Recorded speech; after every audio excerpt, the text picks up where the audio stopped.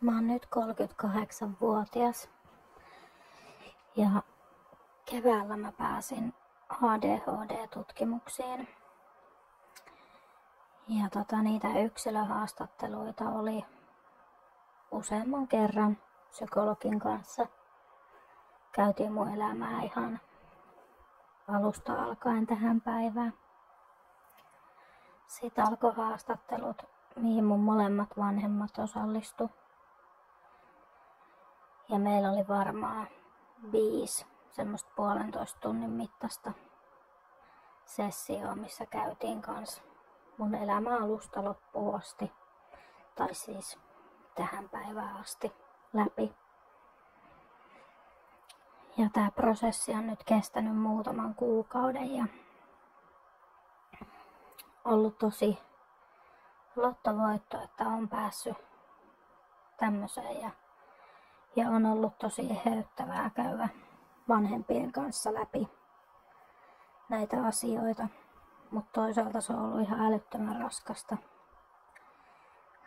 kuormittavaa, varsinkin kun muutenkin mieli on täynnä kaikenlaista.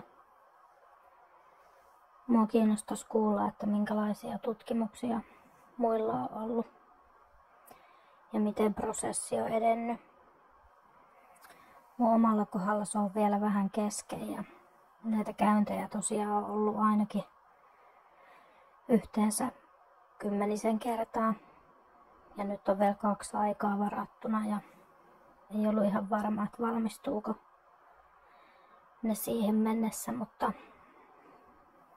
mun pitäisi saada kuitenkin jonkunnäköinen diagnoosi.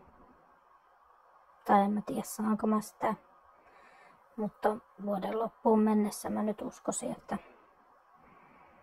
tää tulee päätökseensä. Niin tosiaan voi laittaa kommentteja alle, että minkälaiset tutkimukset on kenelläkin ollut. Mua vähän yllätti, että nämä on ollut tosi perusteelliset ja pitkät. Vaikka mulla jonkunlainen käsitys siitä olikin, mutta silti nämä on ollut tosi pitkät ja kuluttavat, vaikka tässä on ollut kyllä tosi paljon kaikkea hyvääkin.